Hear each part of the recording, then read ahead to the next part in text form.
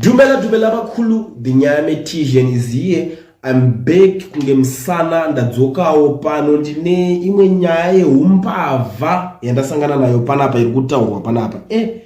Naswa mukuswera uchibuda nyaya dzeumbavha.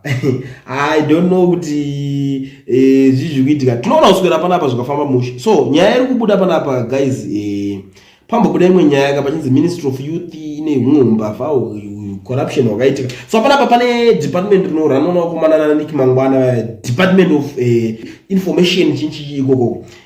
Vari kunzi vakomana ava vakabhadhara mota dzinokwana idzo kuita 7 maToyota double cab through Solution Motors, and hapana chakaunzwa, nothing was delivered. So this ministry is run by Mnangagwa's Regima Motor Mouth propagandist Nicky Mangwana, who is at the forefront of defending the looting and plunder by his regime and his ZANU-PF party, according to Wopo Chingono Domashoko Mabudira Rukwita. 7 years ago, the Ministry of Agriculture paid $207,540 for vehicles through Solution Motors. Nothing was delivered. Solution Motors, owned by Innocent Sibanda, who was paid $518,000 by ZANU-PF regime to deliver 10 cars, but only 5 were delivered, with only about 100,000. The same company was paid $1 million to supply heavy duty machinery in December 2017. Nothing was delivered. This company has a long-standing relationship with ZANU-PF regime and is being rewarded with lucrative contracts despite its inability to actually provide the goods it has been paid for. Ndio mbava ukutawa pano, ukutawa nevaruma, ukubudiswa neuyo mkomana award winning anonzi Wopo Chingono.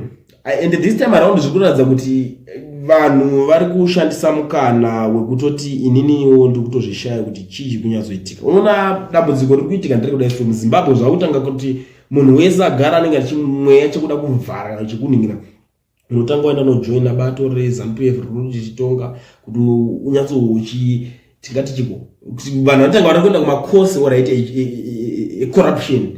Kana akuda kuya kunoita practical manje kana kuti uchida kuzviningina anobva nojoina ruling party. Ajoina ruling party zvakuchinyatso manifesta zvinhu zvanenge zviri maari. Ndo maitikiri azviri kuitanga zviri kuitika panapa. Because panapa ukaona pakubuda Ministry of Information chinchi and Broadcast what yana Nick Mangwana. Ndo vanhu vacho vanenge vachibuda vachitaura mafacts vachidefenda this regime. Vanotopuwa mari kuti vangobuda vachifambisa information. Kuti nokuti ningina kadaiso aibo ndakagwanodaro ndakagwambofakadaro zvakazodai vachidilute information, because chinhu chinoita kuti vanhu vaite hasha even muZimbabwe up to nhasi iko zvinezvi. Ukatarisa vanhu vakawanda vakwanise kuti vasumuke vachinyatsodemonstrate kana kuti sei, because vanenge vachidilutwa information nethese guys. Ndo vari kunziwo varipo pamascandals iwa ecorruption ari kuitika. Ameno guys, munoonawo sei nyaya